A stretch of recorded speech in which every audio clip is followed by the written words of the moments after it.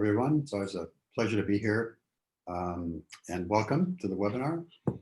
As Scott mentioned, we start with a few talking points about some topic, and given this most unusual year and the fact that it's a holiday week, Christmas Eve tomorrow and Christmas Friday, I think it's really important because these are really traditionally can be difficult times for addicts and their families. And so just want to kind of cover some points I like to think about myself this time of year to really help kind of avoid holiday blues, which are kind of almost inherent in a lot of addictive circumstances. And it's really compounded this year. This year is very different in that I think one of the stressors perhaps of holidays sometimes is family gatherings with people we don't often see, and maybe there's some complicated histories and difficult feelings. So I think a lot of that will maybe be less this year because we're not traveling, or it's recommended that we don't travel and congregate as much. But I think there's still some things to talk about.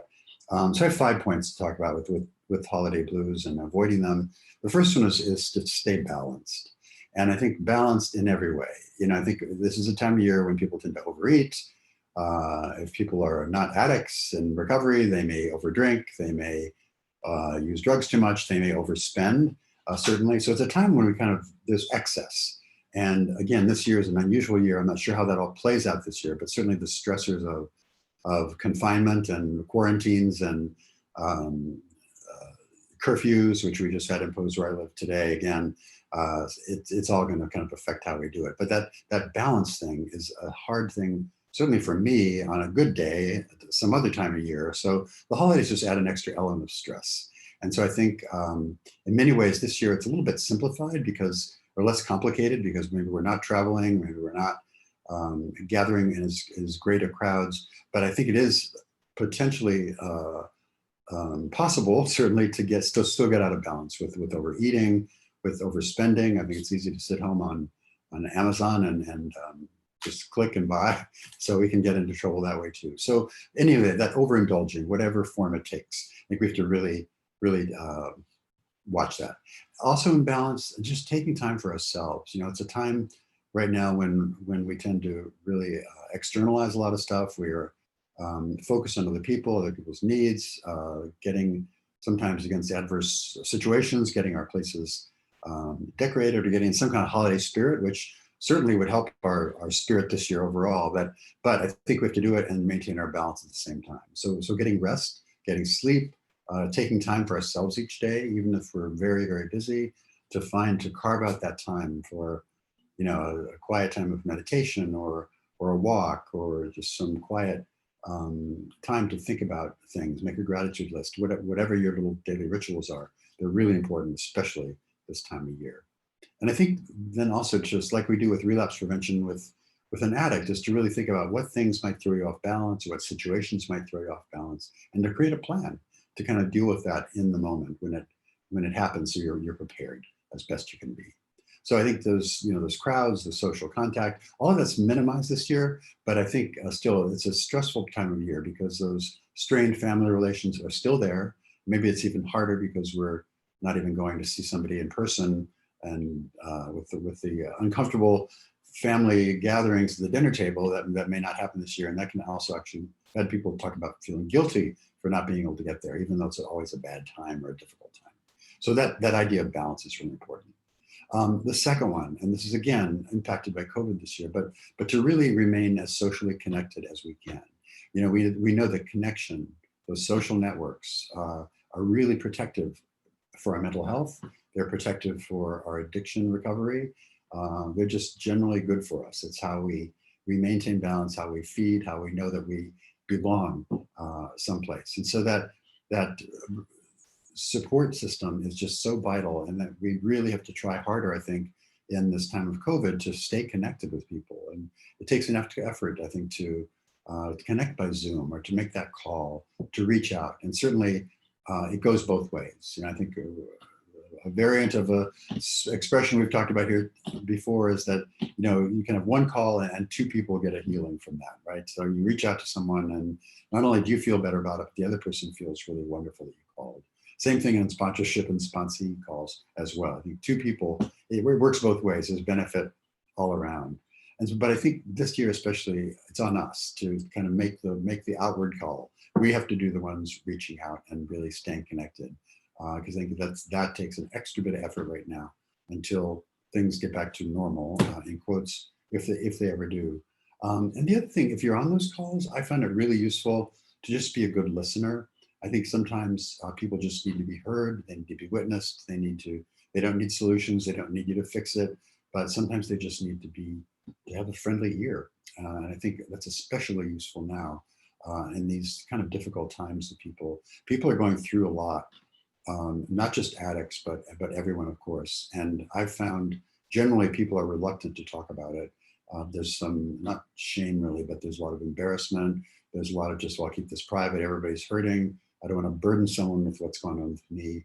But things can be very, a little bit stressful. You know, I had a relative in the hospital this week, thank goodness not with COVID, but still serious enough to be in the hospital.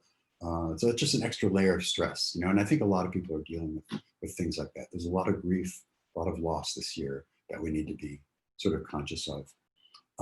Third thing, I would say to really manage expectations. You know, what are your plans for Christmas? What are your plans for New Year's? What are your plans for New Year's Eve? You know, and it may be staying home and watching Netflix, which is how I'm going to spend my New Year's Eve. But just to really plan for that. I've had some friends call up, they're living by themselves. They are lonely. They're feeling disconnected, and they don't have any plans. And I think it's important to make some kind of plan. It may not involve a lot of social people, but it may be just doing something where you have some activity to remain connected. And I think those kind of pitfalls where we're caught up short with those thoughts, you know, everybody else in the world is together and having those warm kind of movie style, glamorous, you know, cozy Christmas Eves, and we're not. And of course, not everybody's doing that, but it's really important, I think, to not to manage what your needs are and to make sure you meet those needs. And that usually is going to involve some kind of contact. It may not be physical contact, but I think really checking out people and even a Zoom dinner or a Zoom coffee or something like that, just to stay connected. It takes an extra bit of energy this year, but it's that much more important. Fourth one is just not only managing expectations, which is the third. The fourth is managing our attitudes. You know, I think oftentimes I have to remind myself I have a choice in terms of how I kind of want to approach the day. The days can be difficult, the days can be stressful, and I can decide kind of how I'm going to approach it. Am I going to be a victim? Am I going to be overwhelmed? Or am I going to kind of, I guess, put on my big boy pants and jump into it and take care of myself and meet my own needs and be there for other people as well. So it's useful to just have an awareness of your own patterns from the past. You know, what have holidays been like for you? What are family roles like for you? Where do you fit in with all that? And really kind of manage those so that you can really anticipate negative thoughts that may come up, because a lot of these things are triggering, these situations are triggering, even not being able to get home may be triggering. And a lot of our negative self-talk, the critical self-talk starts to pop up, and that starts to bring us down. So I think we have to really replace that negative chatter with as much positive thoughts and affirmations as we can. And, you know, the magical gratitude list. I just can't overemphasize how powerful making a gratitude list is on a regular basis every day. Just little things to be grateful for. It's really like an antitoxin that will really help you. And so I think that's terribly important. And so these are some of those corrective mechanisms that can get us back on track. And then the fifth one, you know, I think it's easy for us this time of year to get kind of caught up in our own stuff. And I really try myself, and I encourage my friends and my clients to really try to move out of themselves, you know, to not get so wrapped up in ourselves. And that's really involves giving and receiving and service. And I think that idea of giving, helping out, there's so much need out there. There's so many people struggling financially, so many people who are have food insecurity, rent insecurity. We're in a bad way. And I think whatever we can do, you know, I'm grateful enough to have means, right? I have a roof over my head, I have food. And I think, you know, whatever I can do to help someone else. So just look around you, think about who you might know that might need a little bit of helping out, whatever way that is. And I think they may be reluctant to ask because of pride, but I think, boy, it's important to be there for each other, because at this point, it's come down to that.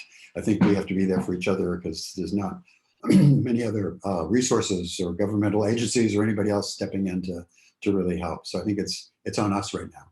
And what I have found in general, that addicts overall, we are really good in a crisis. It's the little things that tend to bring us down. But I think in the big things, addicts really, we can handle it. We pull it up, we can do it. And I think this is a situation where we can do it, and we need to do it. And just manage things, do the next thing, be there for each other, be kind, and just bring as much light and healing into the world in whatever way we can as possible. And those are my kind of five little Christmas tips for beating the holiday blues.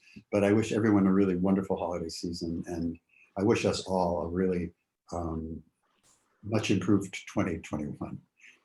I'll say more about that later, but yeah. Okay, thank you. Thanks, David.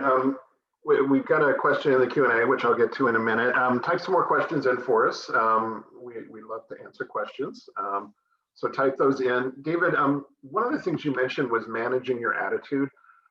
Can you talk a little bit about the process of reframing and what that means psychologically and how it works? Yeah, so the idea of reframing is really, taking a situation which is out there. We can't really change the situation. We're powerless over a lot of things. What we can change is how we approach it. And so, and it's kind of I guess what I would call stance, whatever how we approach it, the frame of reference that we use. And it may be one that we're feeling like a victim, for example, and feeling put upon again, or something, has negative stuff happening to me all the time. And maybe to break out of that and reframe it as, an unfortunate situation, but maybe there's an opportunity here to change, to examine something that might be interesting or revealing to me, to learn perhaps a new skill, or to get some outside assistance for a new perspective on how to kind of take a situation and just approach it differently.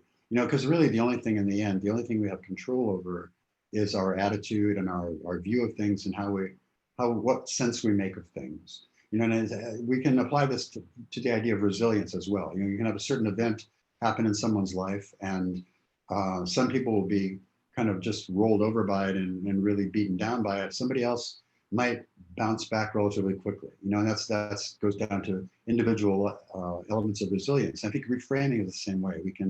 We don't have to be. Sometimes I think we have to kind of question the reality of how we view stuff, and understand there's maybe several different angles. And honestly, Scott, for me, reframing almost always requires some outside assistance. I very often can't get out of my head in terms of how I'm seeing things in a situation, and it looks like pretty black and white, and it's either this or that, and I get kind of locked in.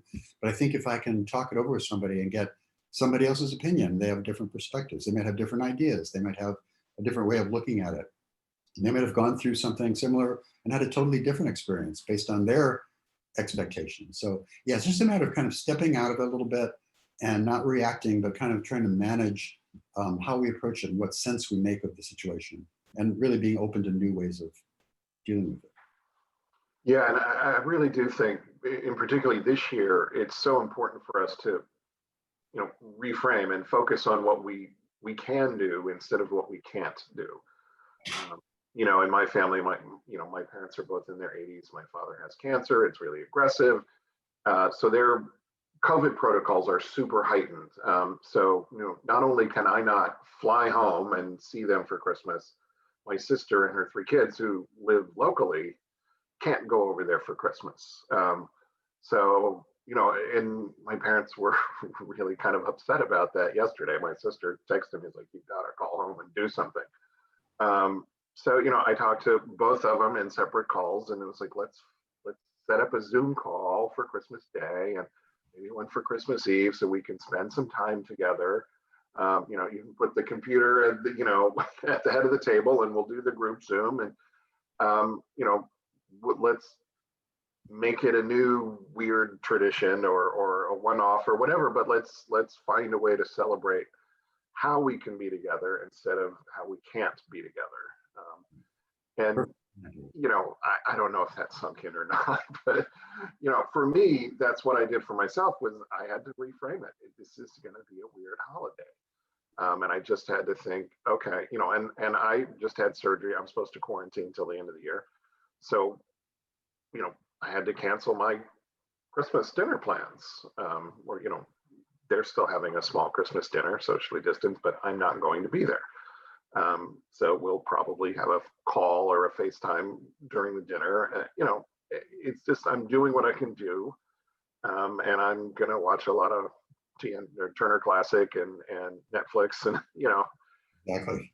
that's what I'm going to read a book, whatever. That's what I can do. And that's not what I can do. It's what I get to do. That's really how I try to reframe things is I don't have to do this, or I'm not stuck doing this. I get to do this. So.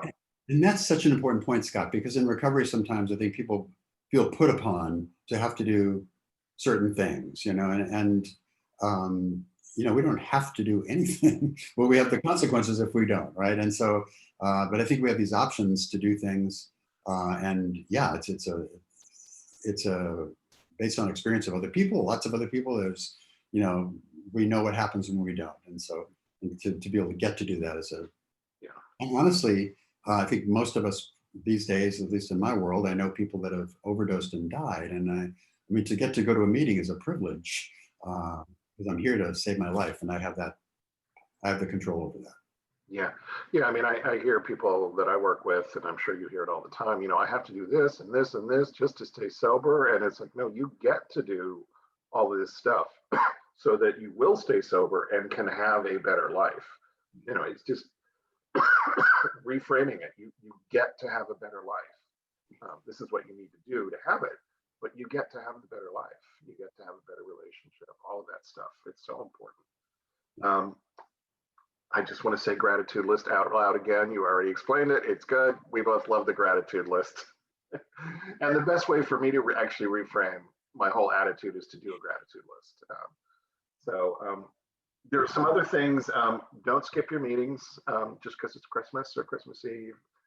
Find an online meeting, get there.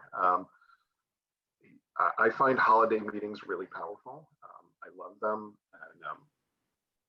And I tend to need them, especially if I'm around family. I really tend to need them. So don't skip your meetings, don't skip your therapy, don't skip your sponsor, just because it's the holidays. As a matter of fact, double down on those things.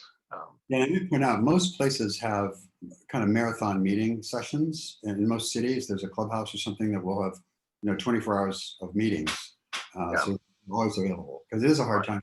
Yeah, my clubhouse here, not this year because we can't have in-person meetings, but usually starts at about 8 p.m. on Christmas Eve and goes through until like midnight Christmas Day, and then the same thing happens on New Year's Eve. Right. Through the night, New Year's Eve and Christmas. And people go because they need to go, and they stay sober and they support each other and they're not alone. And anyway, whatever, I can prattle on. And don't forget about basic tools of recovery. Picking up the phone, doing the self-checks, hungry, angry, lonely, tired, halt. Things like that. Bookending if you actually have something that you get to go to but don't want to. Or might be triggered at, bookend it, call your sponsor before, call your sponsor after, things like that. The basic tools of recovery that work all the time work at the holidays too. And the last thing I want to say is, if nothing else, consider your sobriety a gift to yourself and your loved ones. And you want to give this gift.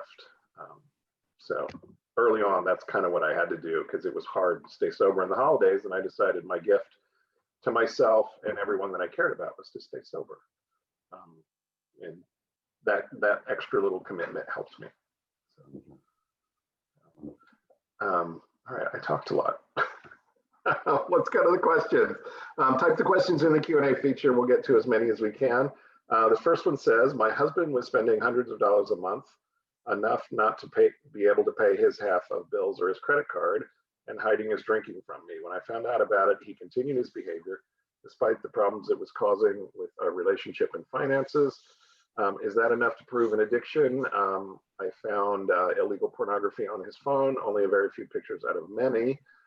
Is that enough to prove an addiction? I have no other information. He has not been open with me at all. David? Yeah, so there's a couple of things going on in there.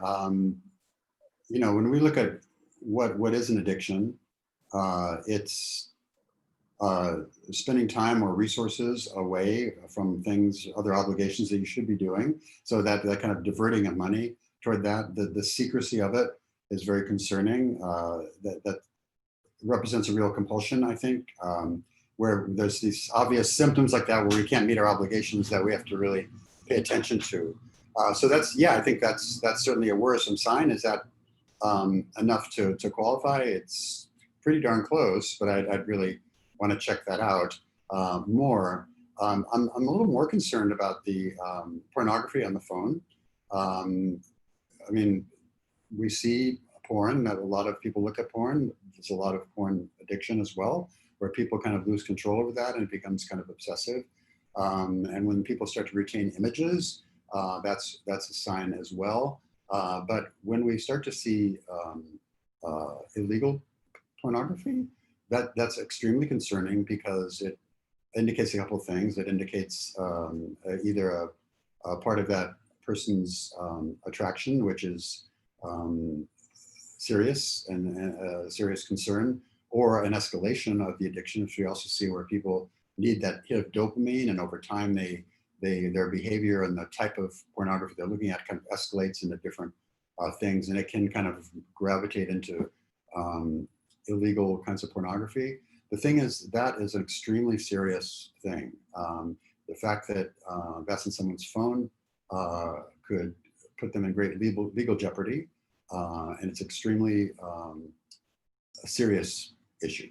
So that alone, I think, is worth talking to someone about, a professional who could provide guidance on that, because that's an extremely worrisome thing. And also, in certain states, well, it's illegal viewing it in every state, but in certain states like California, it's actually reportable. So beware of that wherever you are.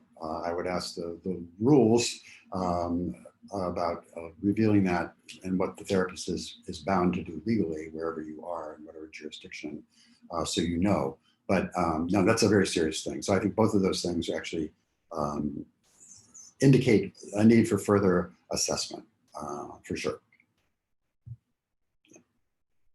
You're muted, Scott.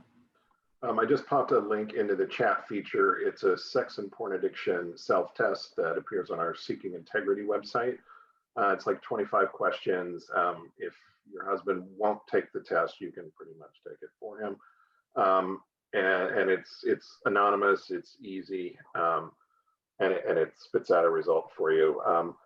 Generally, addictions, any kind of an addiction, is defined by preoccupation to the point of obsession. That's criteria number one.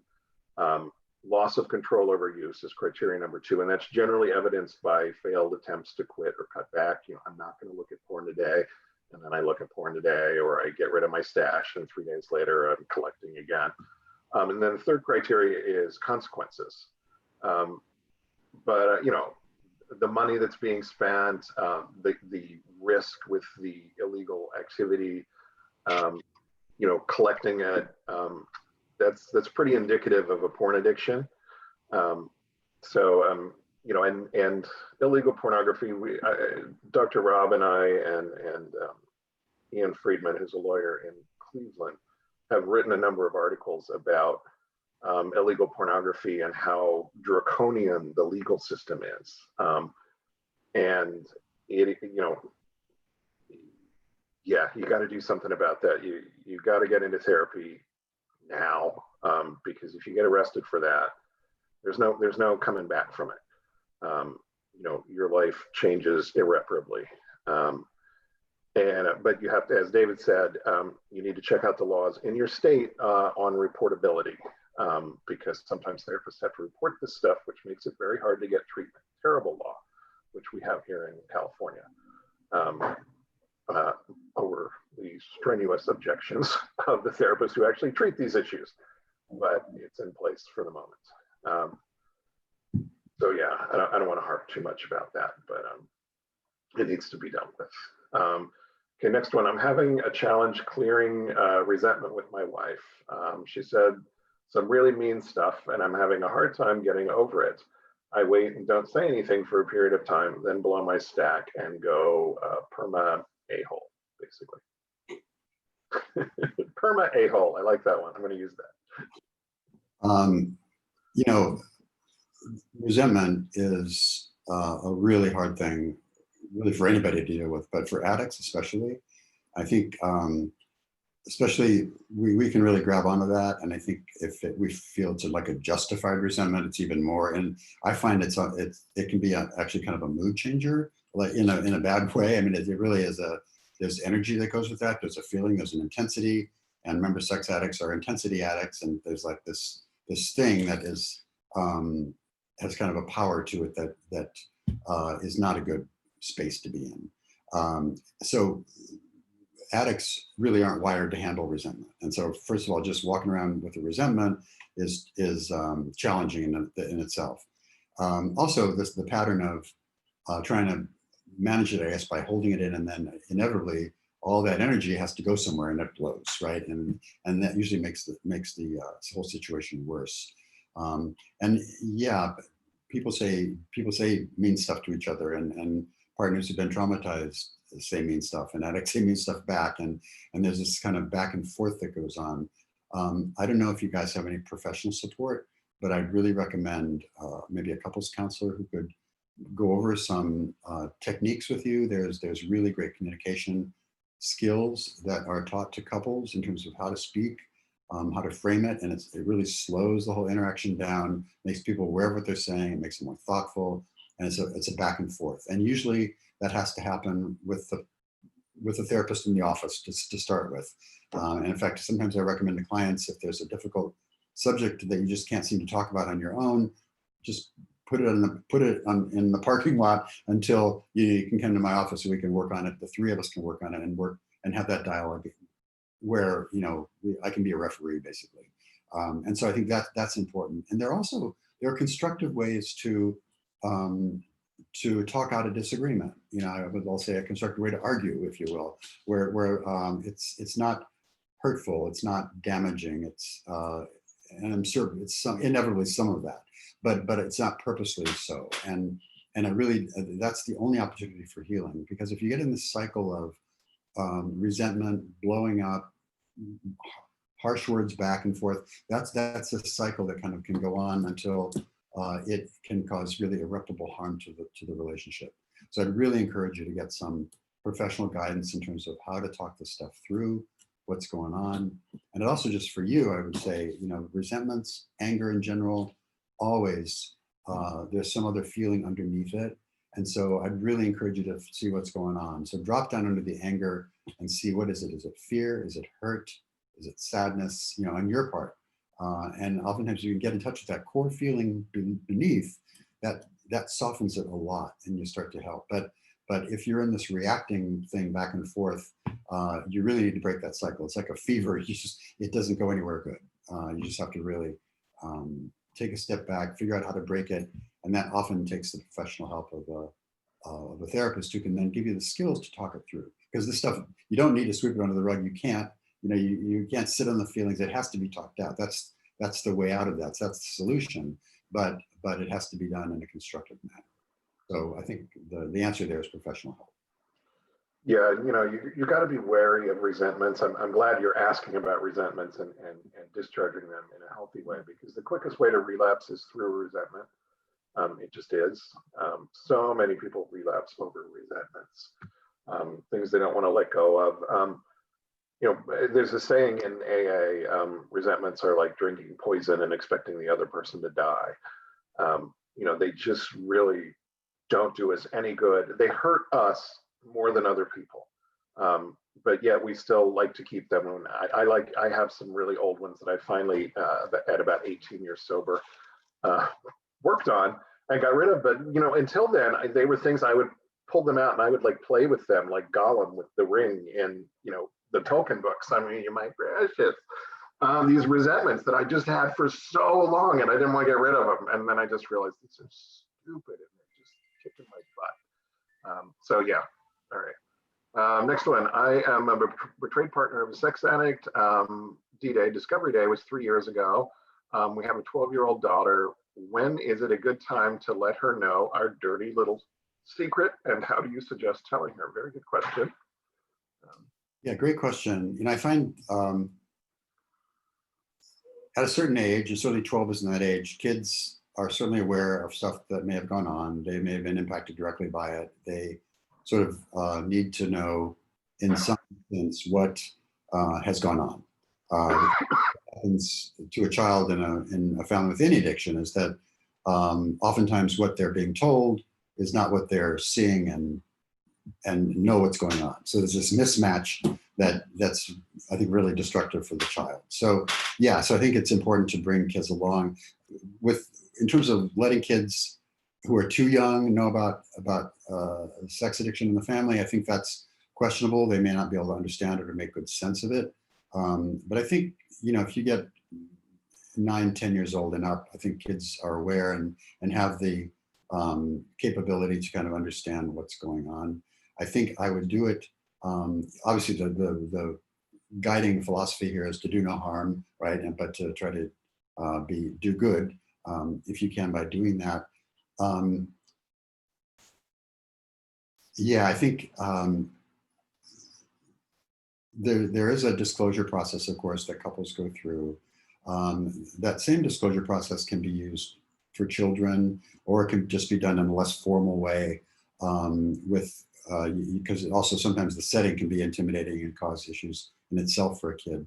But I think what kids need to know is not all the details and the whole dirty little secret thing. I think there's an addiction in the family, and I think to know maybe how that has affected you and your relationship as parents, how it might have affected them, what that means, what your intentions are, the fact that they're not responsible, which is a big issue for a lot of kids. They take ownership of these kinds of things for some reason. That's the only way it can make sense to them, is like they must have some causality here. But I think I would do it. I've seen it done with parents talking to children themselves. I've seen it done in the therapist's office. Both ways I think can work well. But I think it's important to just kind of validate whatever observations the child has had, and let them know it's not their fault, and let them know in general terms what's going on. But more important, now 3 years in, 3 years since discovery, I don't know what the status of any kind of treatment or recovery is, but I think to really include the positives as well. Let them know what this means, what's going on, what you're doing about it. So I think, yeah, and in general terms, I'd be really reluctant to get into too much graphic detail. Sometimes we see, and I deal with this with clients who are now adults whose parents had poor boundaries, I guess, in terms of just revealing too much about the parental sex lives and, how mom was in bed or dad was in bed. It's just really bad stuff that really is harmful to a kid. So I'd be really cautious about, the details. But I think in general, that's a whole extra layer of trauma that you're heaping on them. Yeah. So it's a way, it's kind of how you frame it. You can convey what's going on, I think, without doing more damage. But it's that balance between doing harm and doing good. But ultimately, I think they need to know. Yeah, interestingly, this came up in my webinar yesterday with John Taylor. I don't know if this is from the same person. I don't think it is, because I think it's a different situation. But when do you tell the kids? And the general consensus of therapists I know who work with kids is you always tell kids the truth. You do it in an age-appropriate way. You don't saddle them with too much information. And then I think it's Alcoholics Anonymous or Al-Anon or Alateen. One of them pumps out the guidelines for telling your kids about alcoholism, but I think it applies here too, which is, yes, there is a problem, and you can tell what that problem is in an age-appropriate way. You didn't do anything to cause it. There's nothing you can do to fix it. We, the adults, are working on it, and it is okay for you to express your feelings, to ask questions, and to find some support. If you're confused or you just want more, let kids know that it's not going to be a secret, which brings me to a question I want to ask you, David, which is um, dirty little secrets. Can those be traumatic, even if the child never finds out? Is there some sort of undercurrent within the family that can be a form of trauma, like a generational trauma that just gets carried? Yeah, well, that certainly does happen. The kind of intergenerational stuff that gets passed on, this kind of non-explicit feelings, beliefs, secrets. In fact, when I first saw this, I was a little concerned about just the phrasing of dirty little secret, because I think that kind of frames the whole thing as with a lot of kind of shame and stigma. And, sex addiction is nothing to be proud of, but I think it's also, if we frame it that way, I'm concerned that it kind of creates the kind of potential, Scott, you're talking about, to kind of pass on um, family secrets, and family secrets are really harmful, or the attitude about it. So I would figure out how to frame it in maybe a different way. It's a disease, it's an addiction, it's unfortunate. I just don't like the word dirty in there. That's just my thing. But I think, yeah, we can, if that's what I was saying before, because kids, through their observation and through just sensing stuff, know things are wrong. And if it's not validated somehow, that can be as harmful as the thing itself. So yeah, I think it's important to just be upfront and open, and to avoid that moving on. The other thing is that we know, and I guess also to your point, Scott, is that these kind of family dynamics really set the stage for addiction in the next generation, right? With secrets and half truths or avoidance, or just kind of those family dynamics you get with an active addiction can really be harmful and set the next generation up for more of the addictive behavior as well. So we got Yeah. It's perfect training for a future addict. I mean, in my family, we never talked about anything difficult, and it was always secret. The neighbors were never going to find out what happened behind closed doors. And it was perfect training for me as a future alcoholic, drug addict, sex addict, because I was very good at keeping secrets, even though it was destroying, me emotionally. I was very good at it, and it enabled my addiction for decades after that. There's also some research, the guy from UCLA, whose name is escaping me right now, but you probably know it, David, about when trauma happens in families, particularly like to a kid, like if a child is molested by the uncle or something, if the family talks about it and processes it and gets some therapy and does something about it, versus when the child is just told, don't tell anybody, act like it never happened. The secret keeping and the covering it up is as damaging, if not more damaging, than the actual event. Whereas processing through it, the trauma just doesn't linger in the same way that it does, let alone get exacerbated.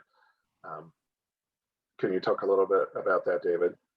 Yeah, for sure. Because when we can talk about things, there's a whole element of protective factors that come in. So that there are events happen, and we know that, and really, children are quite resilient for the most part, which is really an important factor here.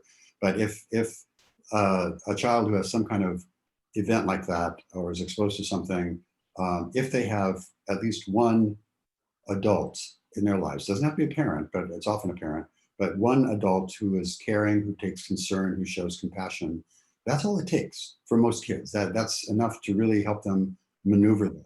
And if you can get that even more with the whole family talking about these things and expressing it and dealing with feelings in the open, and asking kids to express their feelings and what their reaction has been, and really being there to support in an open way, that's incredibly healing. And I think it's very important point. Thanks. Next one here. My husband continues to blame me for many things. He's a porn and alcohol addict.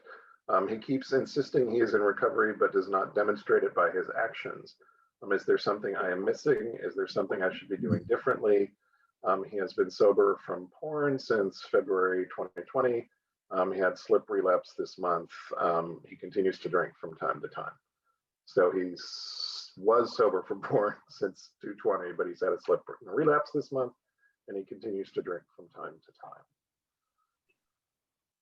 Okay, so basically you have, sounds like an active addict in their disease, in several addictions, right? The porn and the alcohol. And you have evidence of that just by his attitude. That blaming phenomenon is something that a lot of addicts do, and I think it's really important to notice that and to really look at that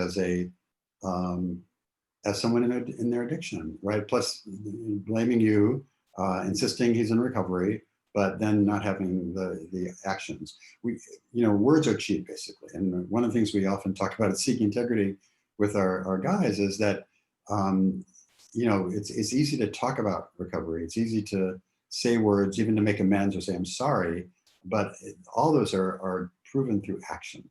And it's really the action, the follow through, the integrity of having your actions match your words, which is really where it counts. And I think for a partner to regain trust, that takes time, and it takes repeated examples of integrity. So showing up when you're going to show up, being where you're going to be, where you're going to be, following through in your word, being consistent, being transparent. All those things are what really over time sort of leads to healing. And I don't see much of that in what you're saying. I don't think there's much you're missing. I think your husband is really in his disease, as manifested by this slip this month, and continue to drink from time to time. I don't know what that means, but if I'm an alcoholic addict, I certainly don't want to be drinking. And I would guess that if you know he's drinking from time to time, he's probably drinking a lot more than what you even know about. Yeah, I was just about to say, and this is what you know about. So, yeah, and you can still be in recovery and slipping and relapsing all over the place. I got into recovery in 2000. I didn't get sober until a couple years later.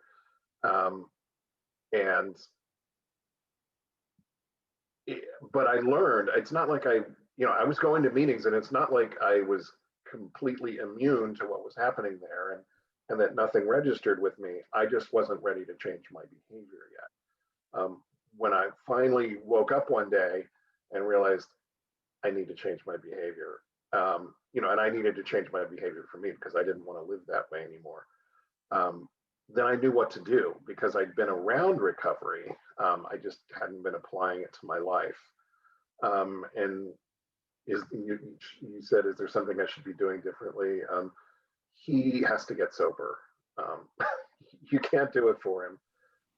That's the betrayed partner's, big dilemma is, I want it so bad. What can I do? And the answer is, you can get support for yourself, because he's going to do what he's going to do.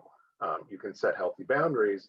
He's still going to do what he's going to do. You want to talk a little bit about that, David? I think what you can do is set boundaries of what's going to be okay with you and what's not, and be prepared to follow through on those. So that's you're basically, I think, powerless over what he does, but I think what you do have control over are how you take care of yourself and what that means, and what boundaries you set. What's going to be okay and what's not, and that's where I think you have control over what you can do and how you can impact the situation. And ultimately, I think you're just powerless over what he does.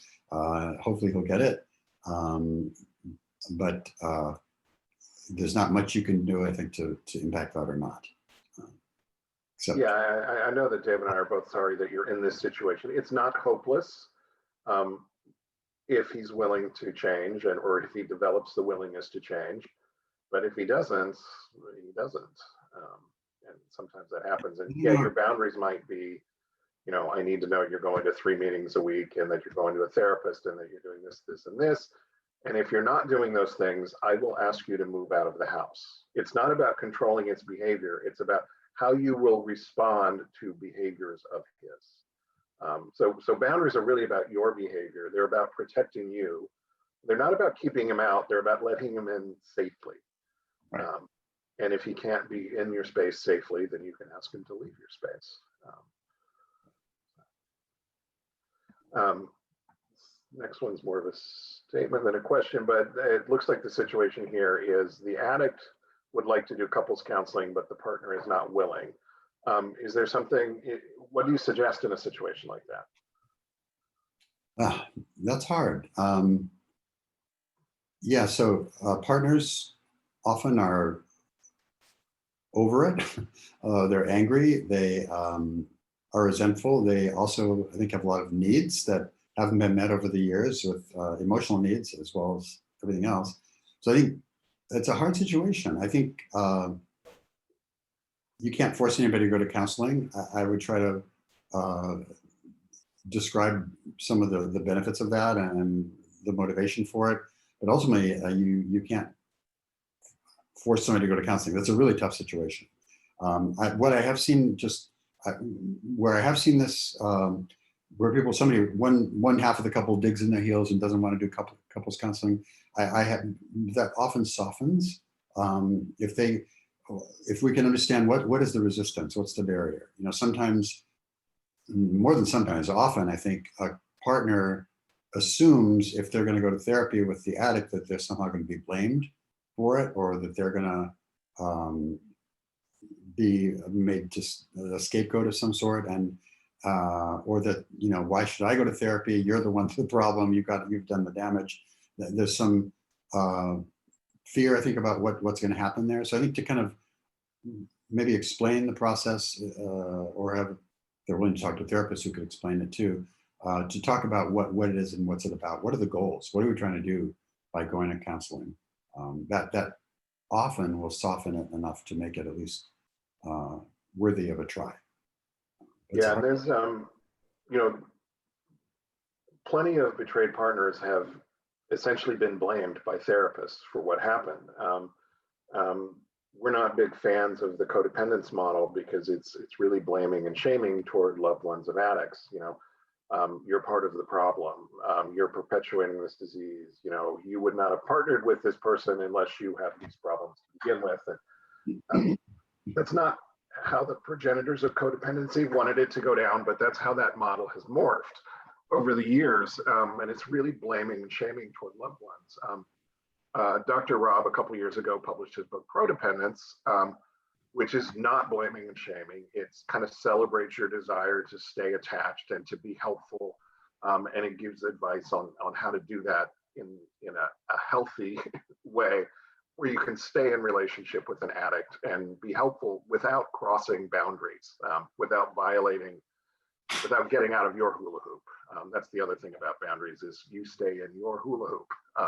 You know where you end and the other person begins. So now, as the addict, so I would encourage the betrayed partner, if she happens to be listening, to maybe check out Dr. Robb's book, Codependence, and come to some of our online offerings about codependence. We have webinars just like this one on codependence. As for the addict, you know, your job right now is not to force her to do anything. You can't make her get well any more than she can make you get well. Your job is to get sober and to be honest and to tell the truth and tell it faster, consistently, and stay sober. And when she sees you doing that, she is going to be a lot more open to couples counseling. You know, when she sees you doing the work, and that means you're rigorously honest with her, you're rigorously honest with the kids, you're rigorously honest with your work, the neighbor. If somebody gives you too much change to drive up, you give it back. That means rigorous honesty. And she needs to see that from you. She needs to see you keeping your commitments. She needs to see you going to meetings. She needs to see you on the phone with your sponsor. She needs to know you're going to therapy. And that's your job right now. And eventually, she'll probably come around if she really does love you. And the fact that you're still together suggests that she probably does. Any thoughts on that, David? Anything to add to that? I agree with all that. I think just you have to sort of walk the walk. You know, do the deeds you need to do, get into recovery, and just wait and see. but your job is to recover. And in most cases, I've seen that does work. I mean, I've seen that over time with that integrity we spoke of earlier, and the transparency and all the actions that are there. That will often make the case. People are willing then to invest in something. Because very often, I think when they have stepped in to try to help, they just get blamed or they get pushed away, or there's a lot of bad experiences that go with trying to get involved. And so I think people just, after a while, just get burned out. However, and often they leave, but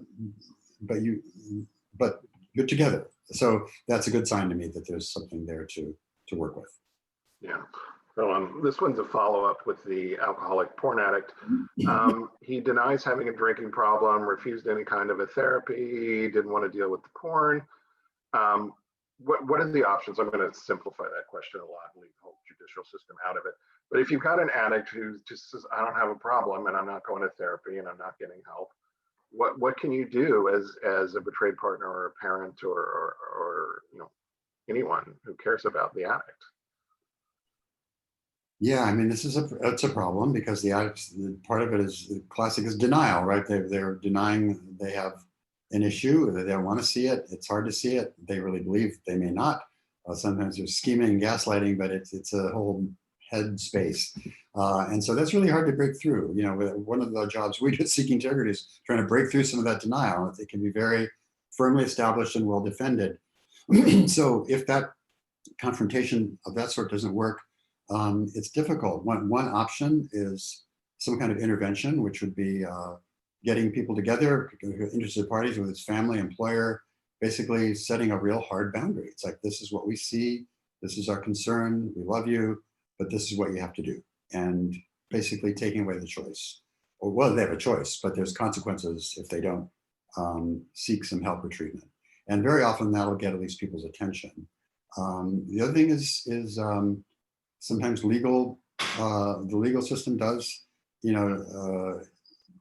help because it provides accountability and structure and accountability in terms of even drug tests for addicts, sometimes drug addicts, and so on. There's monitoring, but I think the intervention probably is the best way to go. There are people that specialize in that kind of stuff that organize this and can, basically pull people together and lovingly confront, but with very firmly, and it's all planned out in advance. And that's really, I don't know, Scott, what else is there to do that you'd recommend? Yeah, I do want to say, because you mentioned this as well, once the legal system gets involved, the dynamic changes a lot. Often the addict will, in an attempt to stay out of jail, will be willing to at least go through the motions of getting help. Denial is, it's deep. Denial is how addicts justify their own behavior. The things I was doing in my active addiction, I knew that I was breaking laws. I knew that I was blowing off work. I knew that I was blowing off family. I knew that I was treating people badly. I knew that I was destroying my life. But it was okay for me because fill in the blank. And I came up with every ridiculous excuse you can imagine. And, I blamed others. I minimized it's not that bad because I still have a job. I still pay my rent. It's, I rationalized it. Well, people in Europe are much more open-minded about sex. If I lived in Europe, nobody would blink. Which is total bullshit. But sorry about my language, but I told myself lie after lie after lie. And eventually I started to believe my lies. And then I started to believe them wholeheartedly. And then I started to tell them to other people. And I can remember, David said one of our jobs at Seeking Integrity Los Angeles, our treatment center, is to break through denial when guys get there. I can remember doing an exercise when I went to treatment 20 plus years ago, where they had me do a list of reasons. If someone else was doing that, this was the sentence I had to write. If someone else was doing this, they would have a serious problem, period. But it's okay for me because, and then I had to fill in the blank. And they made me list 50 reasons, which I did in about 12 minutes. I had no problem listing 50 reasons why it was okay for me. And then The next day in group, in therapy, they made me read that list out loud. And I heard the insanity coming out of my mouth. I heard the crazy going, and that worked for me. It didn't work as well as it should have. I still relapsed after, I got out of treatment. Treatment has changed a lot in 20 years, by the way. But it really broke through a lot of my denial. From that point on, I knew I had a problem. I still wasn't really entirely ready to deal with it, but at least I knew I had a problem. So anything that can break through somebody's denial, the best way to do it usually is an intervention. You bring in an interventionist and loving people and say, I'm worried about you because, and you list concrete examples. There's a process there. But plenty of people bring in the judicial system when laws are being broken, because that's the only way they can think of to break the behavior. You've got to do what you've got to do. And if you bring in the legal system, just do it with love. Because you want the person to get better. Yeah, I mean, and we do what we have to do. And that's right. We've gone through our hour. That was quick. Happy holidays to everybody. Whatever you celebrate, I hope you have a great holiday season, a great socially distanced, safe holiday season. We will be back next week, 2 days before New Year's Eve, or 1 day before New Year's Eve, I believe. And any thoughts you want to take us out with, David? Yeah, just really be compassionate for yourself, for others, for your neighbors. That's I think the best gift we could give each other this Christmas is just kindness and compassion for everybody, and especially ourselves. Thank you, David. Thank you for being here. Thank you, everybody, for joining us. As I said, have a great holiday. We'll see you next week. Good night, Scott.